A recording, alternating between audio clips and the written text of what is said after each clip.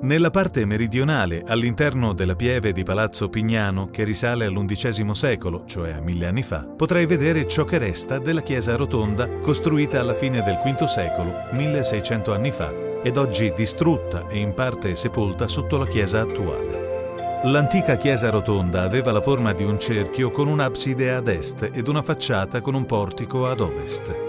All'interno dell'abside, oltre al posto per l'altare, c'era anche un sedile ricoperto di coccio pesto per permettere al sacerdote di sedersi. Si sono conservati dei frammenti del pavimento originale. Il centro era fatto di esagoni di marmo nero e triangoli a mosaico con tessere bianche, detto opus sectile, mentre la fascia esterna era pavimentata con un mosaico bianco, rosso e nero. In una delle stanze della rotonda è stata riportata alla luce una fonte battesimale, ora collocata all'esterno della pieve. Che funzione poteva avere una chiesa così ricca in un luogo così isolato come Palazzo Pignano? Sappiamo che Sant'Ambrogio, vescovo di Milano nel IV secolo, quando ormai i cristiani non sono più perseguitati, aveva chiesto con insistenza ai ricchi proprietari di terre di occuparsi della diffusione del cristianesimo in campagna e nelle loro aziende agricole, dove la maggioranza della popolazione era ancora pagana. La chiesa rotonda di Palazzo Pignano, quindi, è la chiesa più antica del Cremasco, il luogo nel quale hanno ricevuto il battesimo i primi cristiani quasi 1600 anni fa. La forma scelta per l'antica chiesa di Palazzo Pignano è molto particolare, poco diffusa ed utilizzata solo per le chiese che conservano particolari reliquie o sepolcri di santi. La chiesa rotonda più famosa è la Basilica del Santo Sepolcro di Cristo a Gerusalemme, chiamata Anastasis.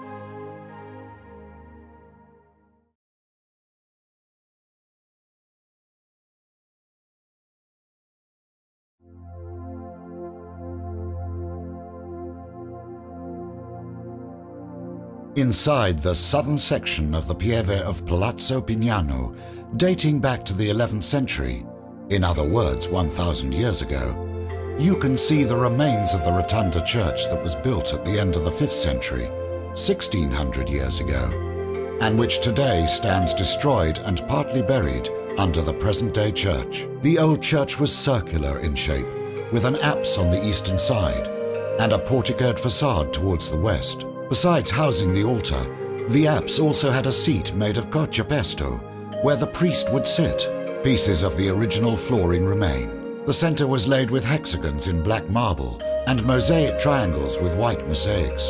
This kind of floor is called opus sectile, while the outside section was paved with white, red and black geometric mosaic. A baptismal font was also found in one of the rooms of the rotunda, and this can now be seen outside the Pieve.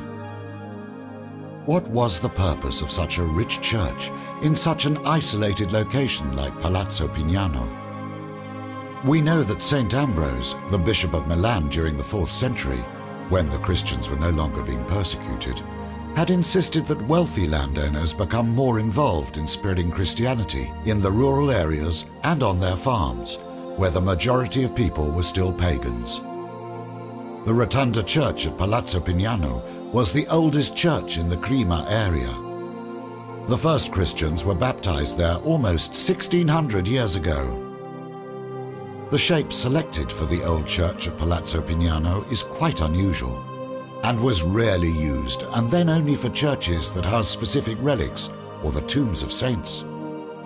The most famous Rotunda church is the Church of the Holy Sepulchre in Jerusalem, also known as the Anastasis.